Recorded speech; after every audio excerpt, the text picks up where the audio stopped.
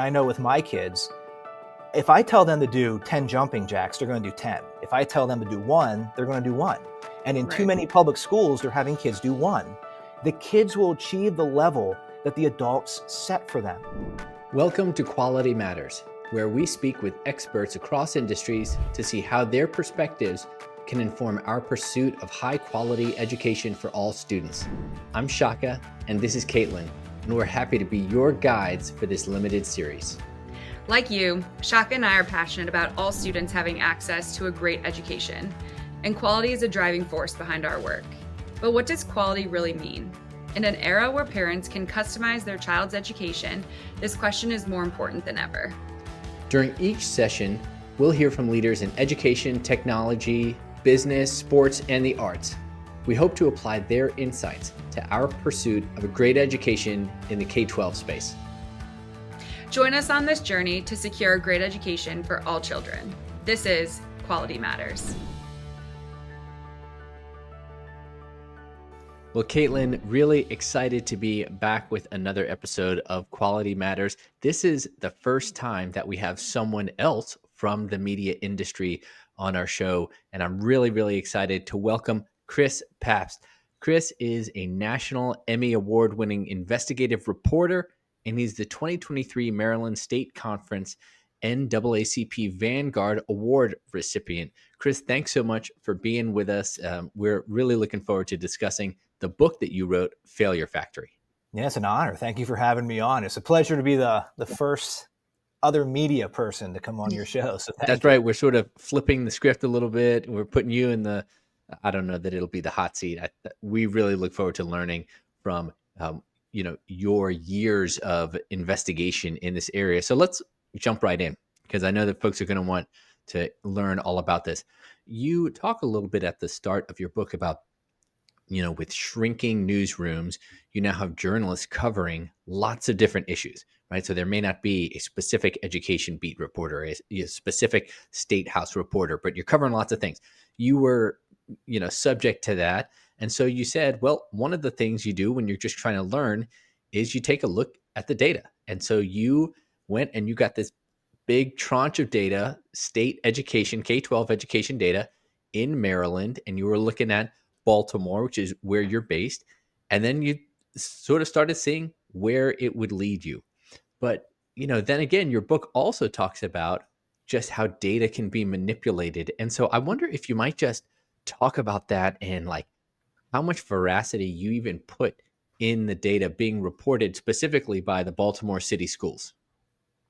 So it depends on what the data is. So just to give kind of a backlog of how I sort of got here to talk to you guys, I was an investigative reporter in Washington, D.C., and I was working for the ABC News affiliate. And in 2017, I got called by the company I work for, Sinclair Broadcasting, to come to Fox 45 in Baltimore and start a group called Project Baltimore. And what we are is that we are a group of five. I'm the reporter. We have two photographer editors, and we have two producers. And the only thing that we do is public education. So since 2017, every day of my professional life has been devoted to doing investigative stories and series on public education. It started in Baltimore City, which is what my book Failure Factory is about, 8 years of reporting on Baltimore City, but it has since spread to the regions around Baltimore and also throughout Maryland. So as you said, when I came to Baltimore in 2017, I didn't know anybody. I was an investigative reporter in Washington, D.C., and before that, I was in Harrisburg, Pennsylvania, the capital of Pennsylvania. And so when I came here, I did what investigative reporters do, which is we have to dig through data. And without knowing anybody, without having sources, in 2017, I decided, okay, I'm going to look at state test scores in Baltimore City. So every year, it's a federal mandate that states have to give standardized tests to students, 3rd, 4th, 5th, 6th, 7th, 8th grade, and also Algebra 1, Algebra 2, geometry in high school. And I was going to look at that data, and I was going to see what I could find. And when I looked at that data, and it's not really organized, all the data is kind of there in massive spreadsheets. And when I looked at the data, what I found was there were 6 schools in Baltimore City in 2017 that did not have any students proficient in anything.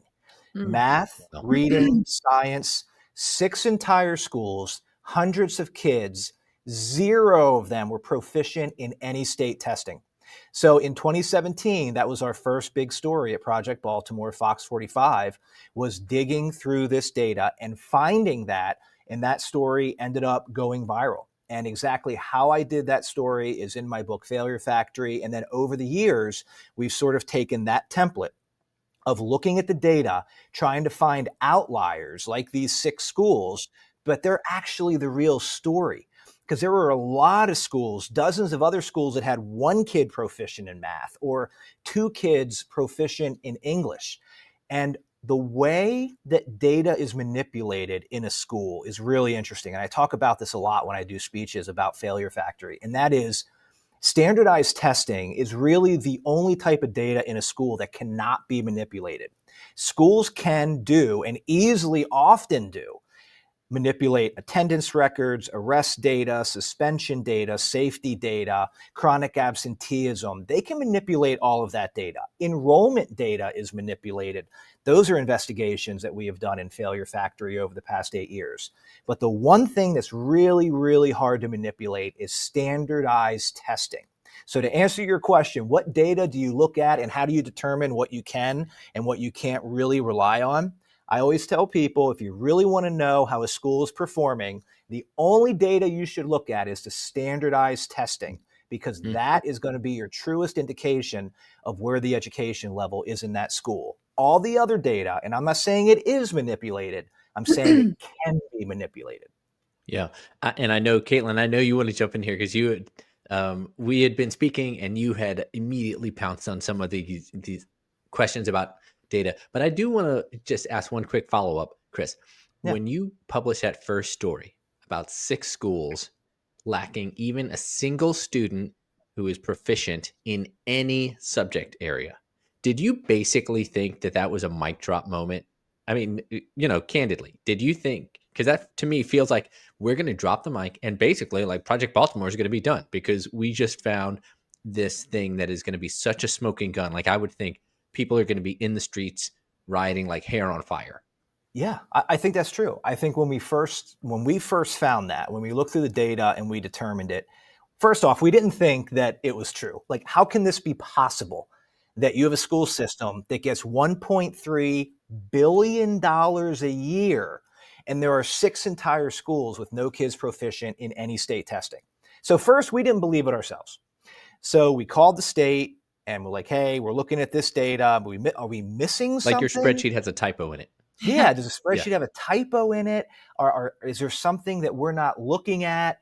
And then when we realized that the data was true, when we published a story in 2017, I did think that first off, it was going to go national, which it did.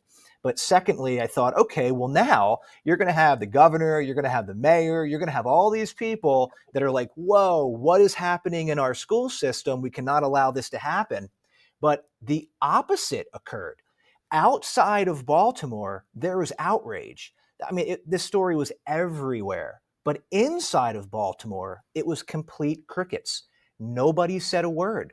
Nobody said, you know what, maybe we should hold the school system accountable. Maybe we should demand better for our students. Baltimore City Schools is 93% minority, 93% minority. And no one said, hey, maybe we should think about giving these mostly minority students a better education. It was the opposite. Nothing happened, at least from the leaders in Baltimore City. And that was very weird for me because I'm not from Baltimore. I'm not from Maryland. I'm from Pennsylvania. And if a story came out in my school system where I'm from, that there were schools that had no kids proficient in anything, the superintendent would have been gone the next day. The principals would have been gone the next day. Parents would have been at the school board meeting saying, what are you doing? The legislators would have been, out with proverbial pitchforks going, this is completely unnecessary and unacceptable. But in Baltimore, there's nothing, which is why 8 years later, I wrote this book, Failure Factory, because it has just simply been expected in Baltimore that taxpayers give this system now $1.8 billion a year, and 10% of the kids in the entire school system in 2024 were proficient in math. And that's really why I wrote this book, because people need to know what's going on, because what's happening in Baltimore is certainly spreading throughout the country and is leading to disastrous results. I mean, it's almost hard to listen to, frankly, like the amount of money being poured into these systems. And then you just can't help, you've seen it in person, Chris, Shaka, you've been in the classroom. I've been in the classroom. Like, on the other side of these statistics are humans. They're kids. There are kids on the other side of these statistics that are, to your point, not getting what they deserve, and who's, banging the drums on behalf of them. So I just think it's a worthy cause to be sort of looking into this stuff. And it's really important to be getting this information out there.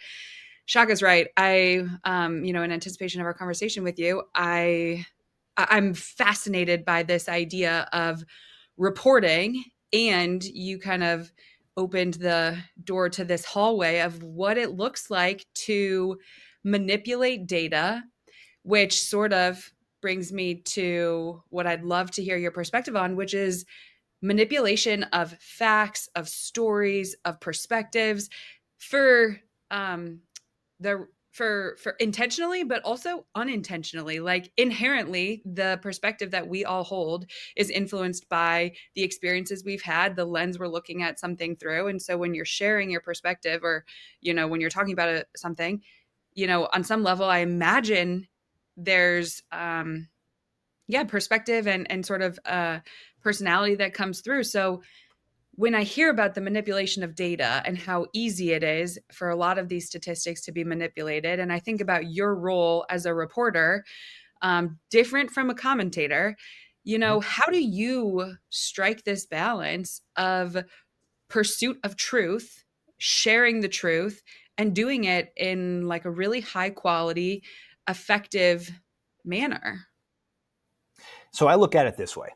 As an investigative journalist, my job is to track tax dollars. And I look at it from that perspective. My job is to track tax dollars. How are they being spent? And are taxpayers getting out of that what they're supposed to get out of it? In other words, is there a return on this investment? And when you read Failure Factory, none of the data is my data. All of the data is the Maryland State Department of Education and Baltimore City Public Schools. And when you look at the data, it is undeniable. So let's just talk about a little bit of this data. And this is why I wrote the book, because I've been doing this for 8 years. So I have 8 years worth of data that I can look at in Baltimore City Public Schools. And I can say, all right, this is what is happening long term. This is not 6 months. This is not 1 year. This is 8 years. These are kids that were in 4th grade when I started, and they have now graduated. So and to be clear, you started before COVID, well before COVID.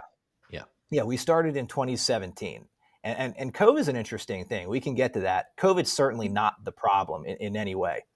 But so in 2017, Baltimore City Schools had a $1.3 billion budget. In 2024, which is the most recent year for which we have data, they had a $1.7 billion budget. So the amount of money going into Baltimore City Schools in those 8 school years went up $400 million. $400 million. Mm-hmm. Now, with that money, the school system hired 1,300 additional adults. But at that same time, over those 8 years, the enrollment in the school system went down 6,500 kids. So you have $400 million additional dollars. You have 1,300 more adults to educate 6,500 fewer kids.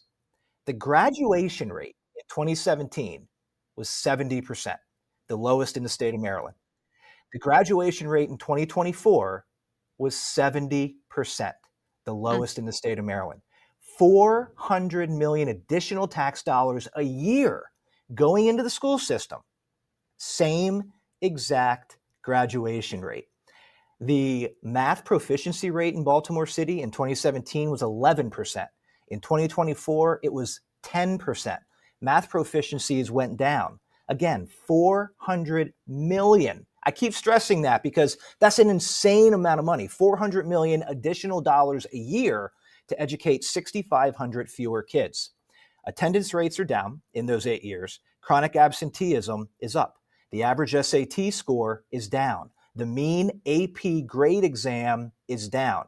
The school system is noticeably worse now than it was in 2017, with $400 million additional dollars going into that school system. So as a journalist, as a reporter looking at this data, my job is to look to see how taxpayer dollars are spent. And when everything that I just laid out to you, and I lay out all of it in much greater detail in Failure Factory, is my job. You, the taxpayer in Maryland, you, the taxpayer in America, because a lot of Baltimore City gets a lot of federal monies too. You're paying for this and you're not getting the results. Not only are you not getting results, the situation academically for students, as far as outcomes are concerned, they're getting worse for $400 million additional dollars a year. That is something that, again, it kind of goes back to Shaka's question. Did you think it was a mic drop moment? Like, I'm at the point now where there are no mic drop moments. If what I just explained to you, I can't even get the mayor of this city to say that something's wrong. He loves the school system. He thinks his school system is great. He strongly supports the superintendent, who has been there, by the way, the entire time I've been here. It's been the same leadership since 2016 in that school system. Nothing's changing. As far as student outcomes, nothing's changing. Yeah, because exactly to the points you just made, there's 1,300 more adults there. That's a change. There's 400 additional $1 million. That's a change. You know, it makes me think about, we had a guest on from Wyoming many episodes back, and I'm pretty sure it was him. He made the statement that schools are designed to educate students, not to employ adults. And somewhere along the lines, we've gotten our wires crossed, because a lot of schools function as these, places to employ adults. But where have we lost the trail for actually educating kids? And I listened to what you're just saying, and $400 million and over 1,000 new adult educators, and nothing has changed as far as student outcomes. And in fact, we have started to have worse outcomes.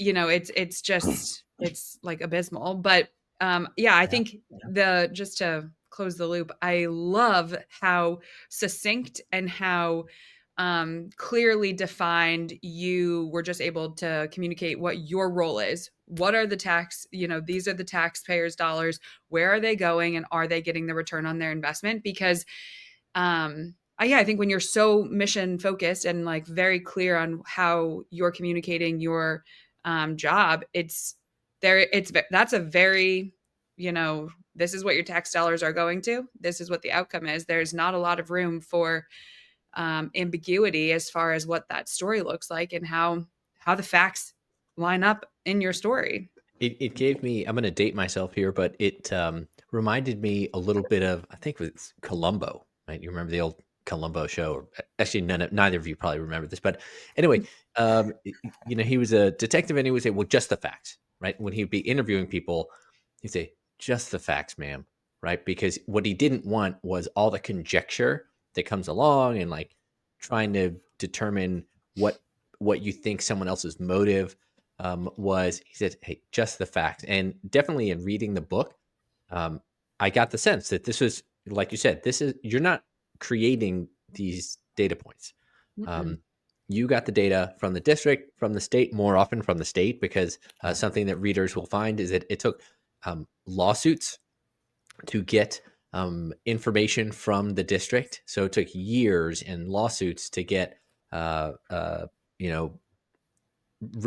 redacted emails and whatnot from the school district that, you poured through. But thinking, I'm not going to ask you to put an advocacy hat on, Chris, because I know that's not your role. But just as you are going around and you're seeing lots of different, you're seeing the school district from lots of different angles, right? You mentioned the graduation rates, and you're seeing that.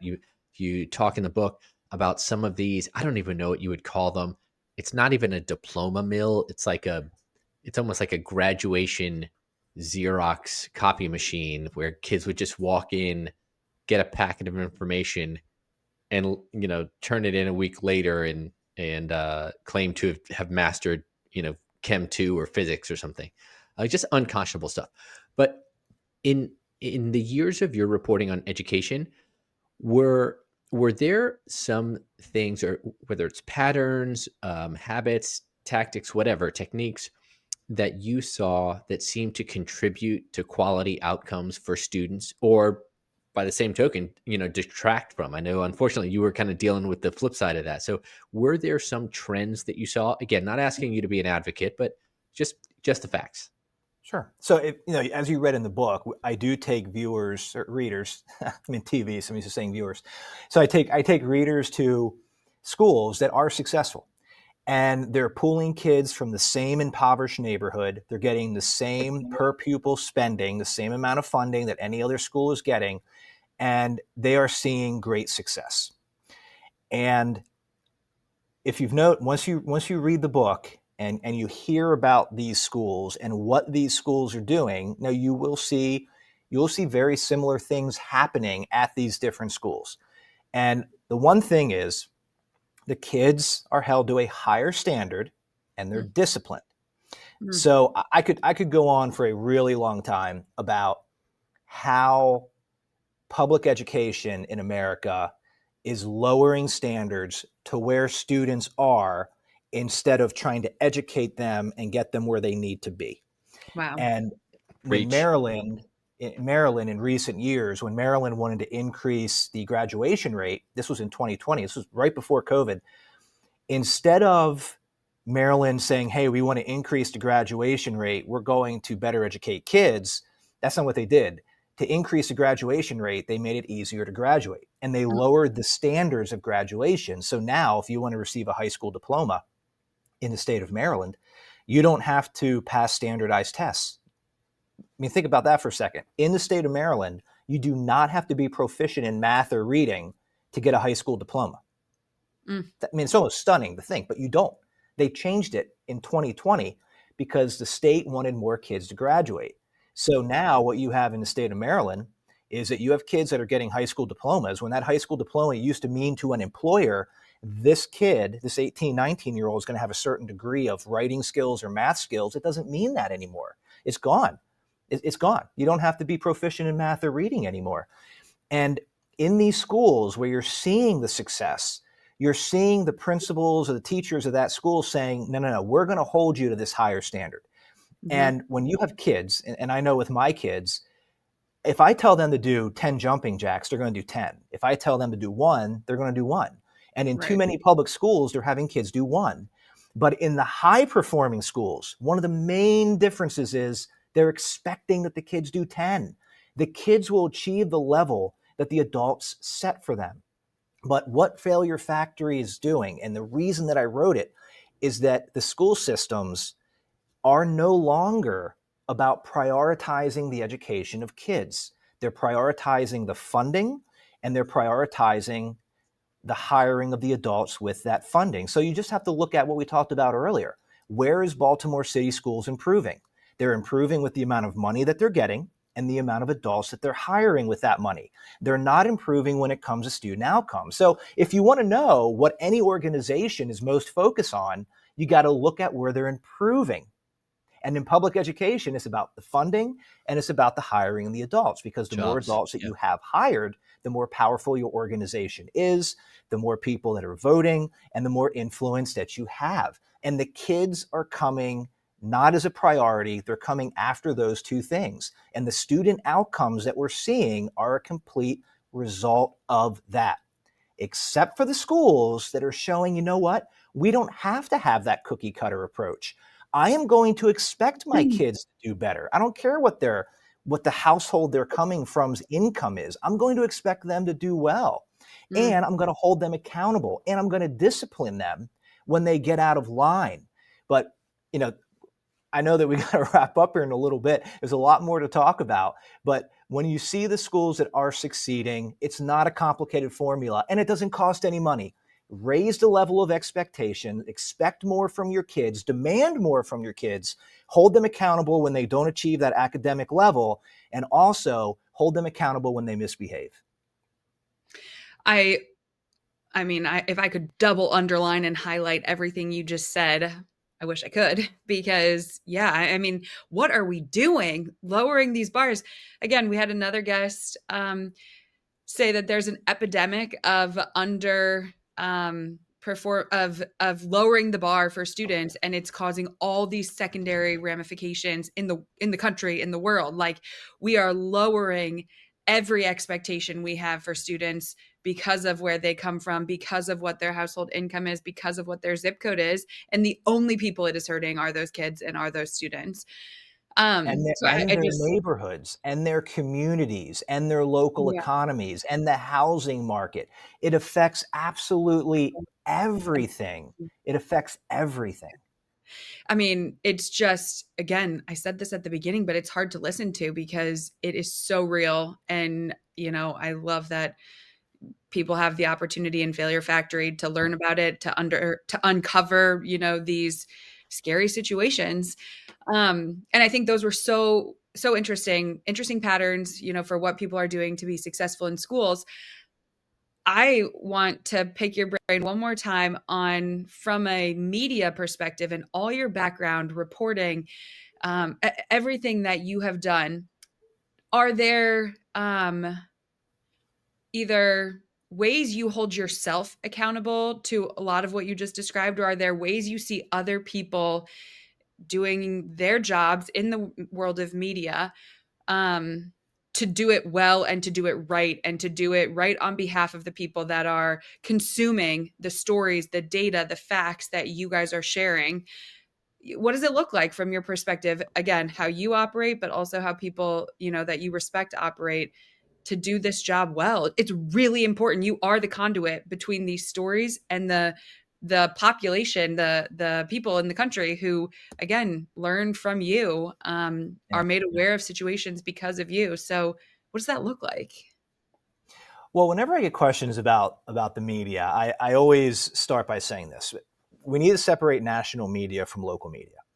Okay. And a lot of people don't do that. They group, like I work for Fox 45 in Baltimore. We are in no way connected to Fox News. Hmm. And that's not to say anything good or bad about Fox News. It's just that I'm not affiliated in any way with Fox News. And when I used to work at ABC or NBC affiliates, like I worked at the ABC affiliate in Washington, D.C. before I came here, and people automatically think I know David Muir, that we're buddies, that we go out and we have Christmas parties together. And like, no, it's not how it works. You got to separate local media from national media. I've Hmm. never worked in national media. I can't speak to national media, but I can speak to local media. And I can say that I live in this community that I report on. Hmm. And it is in my best interest to do the best job that I can so that I can create a better living condition for myself, for my family, and for my neighbors. Like, that's the role of local media. Our Hmm. job is to inform people about what is going on so that they can vote, so that they can make the best decisions that they can about their community. Now, my job, as I said, is I'm a follower of tax dollars. I follow the tax dollars, I see how they're spent, and I look for what kind of return on investment taxpayers are getting for every time they wake up and go to work and give part of their check to their local government, their city government, their state, and their federal government.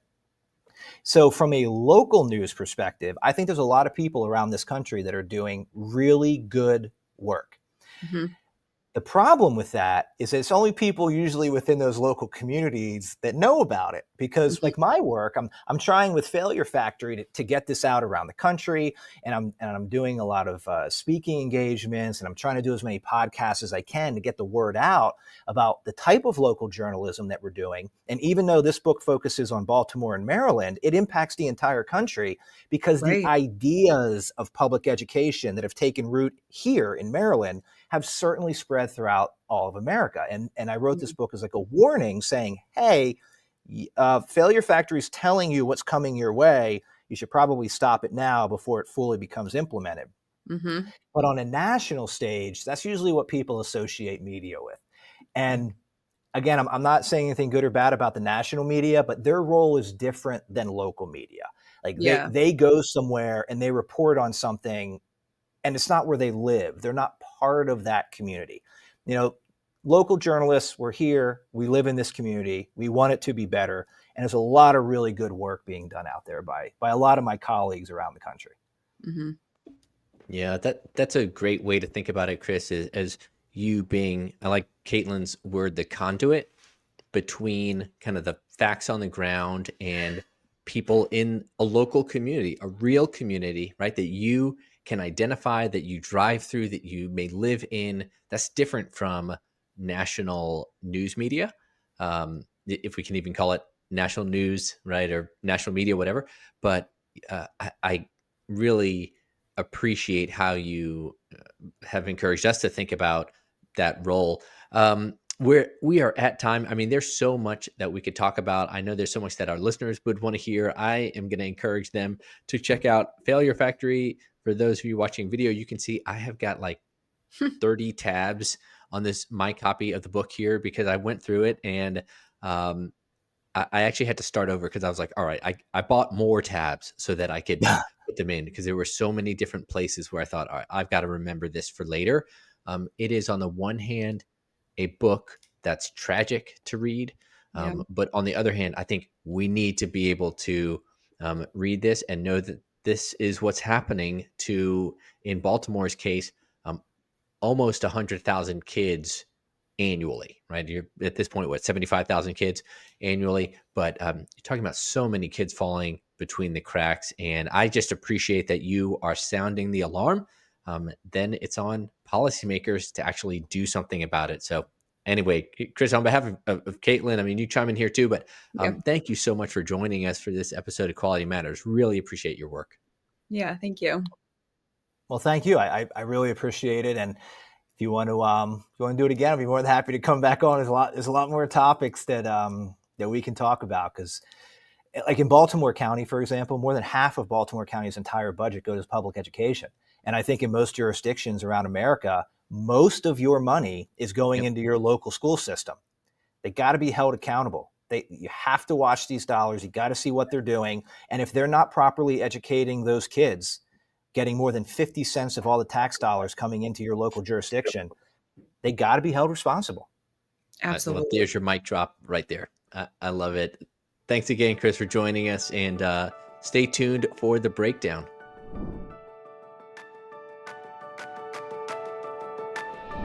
All right, Shaka, another really fascinating conversation with Chris and his ability to sort of give us twofold. He gave us the perspective of his data and accumulation of data and expertise on a topic he's been studying since 2017 every single year, and also share with us a lot of his experience and background being as a reporter in the world of media, local reporting, which he shared about, which I thought was really interesting. But the part that keeps kicking around in my head is how he talked about data.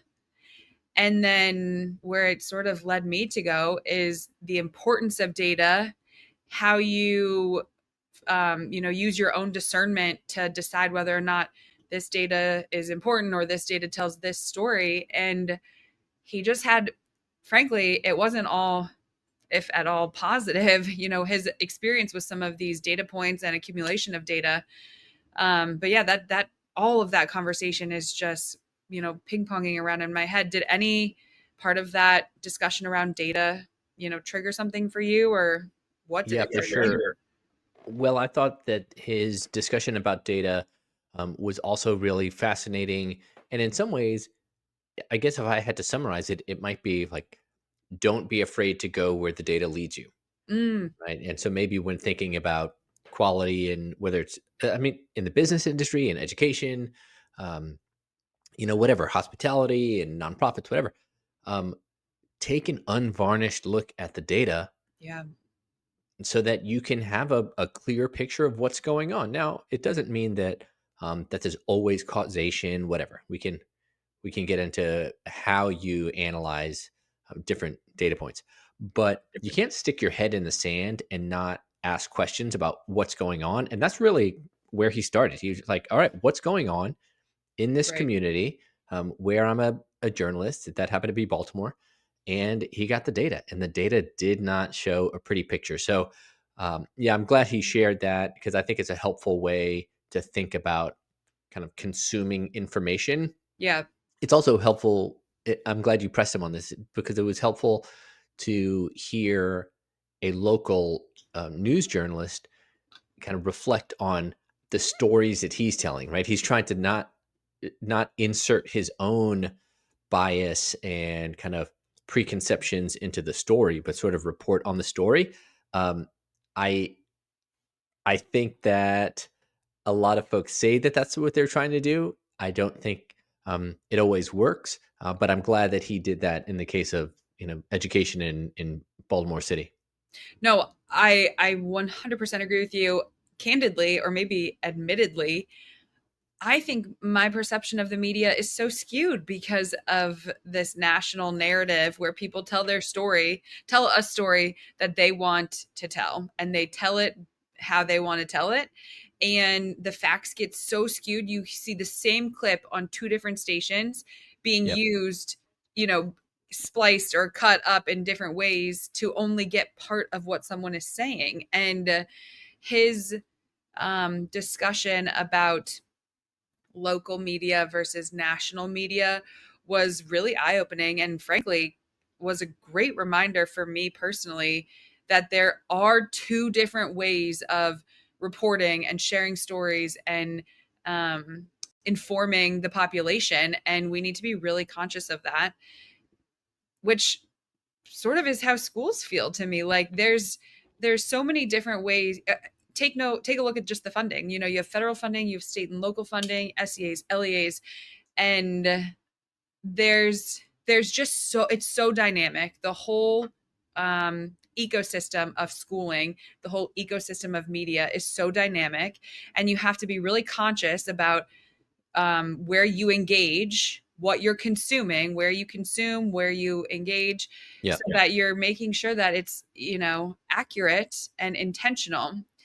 Just to bridge that gap, because I'm not sure that was super clear. His discussion about local and national media, he clearly feels a sense of responsibility as a local reporter to his family, to his neighbors, to the community in which he exists. He feels that it is his job to share information so that his neighbors can be well informed in their actions, in their voting, in where they're, paying tax dollars, all of that stuff. I feel like schools should have sort of there should be that same responsibility in schools these days, a sense of community, a sense of responsibility that the students in that school, they go home to houses in close proximity. I don't know what that always looks like. They have families, they have parents that are working in, close by areas. Like, we have really lost this this sense of responsibility and this sense of cohesion to communities and to neighborhoods and to people that live next door to us, and Yeah. what it looks like to care for them and do right by them. Yeah. This is a really interesting thought that you've had and that you've introduced into our conversation. I think. Let me muse on this for a second too, because I think that there are a lot of overlaps, or I don't know overlaps, but similarities between how he has caused us to think about news and news media consumption and schools. Here's some of the links that I'm seeing. It's like, yeah, the proximity matters, right? He is a local journalist. He's got to drive around, through certain like specific known communities in Mm-hmm. a way that someone who's a national, commentator just doesn't.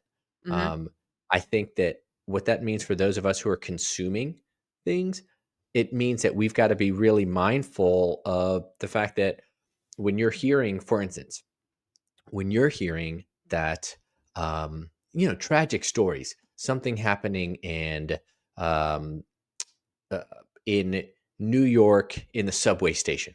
I mean, tragic things happen Yeah. for Yeah. sure. Mm-hmm. That does not mean that the same thing is happening at the train station in Charlotte, North Mm-hmm. Carolina, right? It doesn't mean the same thing is happening at the Music City Star, which is our little two-stop train in Nashville, right? But I think there's this temptation to think, oh, what's happening over there is happening in my community. Yeah. The flip side of that is there may be some things happening in your community that are actually not as rosy as what's happening in the rest of the world. And so I Yeah. think it's helpful to keep that in mind. Um, it also makes me think something that we've heard from other folks that we've had on the program is, again, that staying connected to whether it's your audience or your consumer or your parent base or your communities or your students, like, you want to make sure there's not too much distance so Mm. that you can be responsive to what they're actually going through, right? Yes. So he's working in Baltimore. He sees that there's joblessness. Um, there is a lack of qualified candidates for the jobs that are available. The economics are, all upside down. There's more than 50% of the budget is going to education. So where's the disconnect? These are the real problems he's dealing with. So he's connected to that, and then he can report on it in a meaningful way, Mm-hmm. in a way that somebody who's at the national, news outlet just wouldn't know that same city. And I think the same is the case. And so to me, one of the parallels is all this debate that we're having about the US Department of Education, actually. Mm. And a lot of folks Great idea. Mm-hmm. hear, like, oh, well, the US Department of Education going away or downsizing, whatever, isn't that going to be a tragedy? And then we kind of go, yeah, but they don't know anything about the schools in my community. Absolutely. So we certainly wouldn't want them to be the decision makers. And I don't even know that we want them driving the train, right? So Yeah. again, is there still going to be a role for the department? I think almost certainly yes. But yeah, that local perspective is so important. Last thing I'll say on that, is that you mentioned that there are some really wonderful things about proximity and zone schools when we think about proximity. I think Mm-hmm. that's right. Like, I say zone schools. Really, I mean, the whole point of a zone school was kind of to have a neighborhood or a community school. Right. Unfortunately, somewhere over the years, that turned into those same schools feeling like they were entitled Yes. to the kids. That to Yep. me is the difference. Yep. And because I'm all about community schools, I Of course. spend way too much time driving my kids across the city to go to a school that meets their needs. But why do I do that? Because the school that's closest to us does not meet our needs, would not meet our needs. It doesn't matter what we pour into it, because we have dumped millions of dollars into it. So I would love for there to be a community school, but the community school is not owed my children. Absolutely. I think that is, say it again, repeat it, play it back, because I think that that's so crucial. This is where, let me see if I can explain how you just prompted my next thought. So you're this notion of entitlement and what people deserve reminded me part of what Chris was saying, where he's saying that, they didn't like schools didn't like the graduation rate, so they made it easier to graduate. What child deserves that? What community deserves to be inundated with graduates, air quotes, who aren't in a position, who aren't equipped to meet the needs of businesses, of community engagement, of civil engagement? There's this dichotomy in entitlement, and then or it's not a dichotomy, but there's this notion of entitlement that is negative, and you described it perfectly, how dangerous it can be. And then there's also this notion of deserving, and what do the students deserve? Right. The schools don't Right. deserve the students, but the students deserve to have schools that are meeting their needs and that are equipping them with the life skills and the academic skills to have a shot at success in their worlds and as they move forward. And lowering the requirements to graduate so that you have more graduates, we have absolutely, I think the phrase is, lost the plot, but we have Yeah. absolutely lost our way when that is what we are prioritizing. And Chad said it best, schools are not designed to employ adults. They are designed to educate children. And Baltimore seems to be the most disastrous example of what happens when you focus too much on employing adults. You invest additional $400 million, 400 million. Yeah. 1,500 new adult roles, and for what? Graduation rates don't look any different. You've lowered the expectations for every student and what they need to achieve and accomplish in order to, Yeah. again, air quotes, graduate. Well, it reminds me of what I think Kim Scott calls ruinous empathy. This is Kim Scott, who wrote the book Radical Candor. She's got a great. I'm a sucker for a good 2x2 grid, and she says that when you've got a situation where someone cares deeply but will not provide honest feedback, that is ruinous empathy, right? Because you're basically what the school system does to tens of thousands of kids in Baltimore every year, which is you say, you're doing a great job, kiddos. You're ready for the future. And that is a straight up lie. And it's a disservice to kids. It makes me think, it's like creating a nation of pickleballers, because you say that tennis is too hard. Yeah, it is hard. Tennis is a lot more challenging than pickleball. I do not want a nation of pickleballers, not just because they're so loud and bring their loud music to the tennis courts in the park, but pickleball's fun, whatever. All right, pickleball nation, don't come at me. But we cannot just create new sports because the existing ones are too challenging. Like, It's so scary.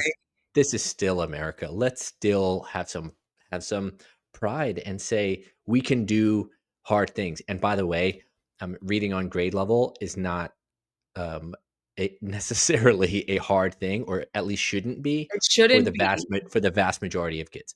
And You're so, unfortunately it is. And unfortunately, that's not where people are engaging, saying we need to do something differently. We need to support better. We need to address this issue. The denial is just as atrocious as the complacency. I mean, I guess they're two of the same. They're flip side of each coin, but. Well, he gave us a lot of things to think about. I'm now thinking, unfortunately, about pickleball and all the folks that have taken up that sport. But I would consider myself potentially a dual enthusiast of tennis and of pickleball. All right. I'm not going to throw one out. I'm not going to throw out tennis. I'm all about choice. So you can have your choice. I'm not going to mandate. Yeah, I'm not going to mandate tennis. But truly, for our audience, for our folks who are listening, I absolutely recommend his book, Failure Factory: How Baltimore City Public Schools Deprive Taxpayers and Students of a Future. Chris Papst. I'm really glad to have him on, and it was another great conversation, Caitlin. So I look forward to the next one. Yeah, that was a good one. Lots to think about. I can't wait to hear what some of the audience members what it has them thinking about and reflecting on as they listen to the episode and the conversation as well. So until the next one. All right. Talk to you soon. All right. Take care, Shaka.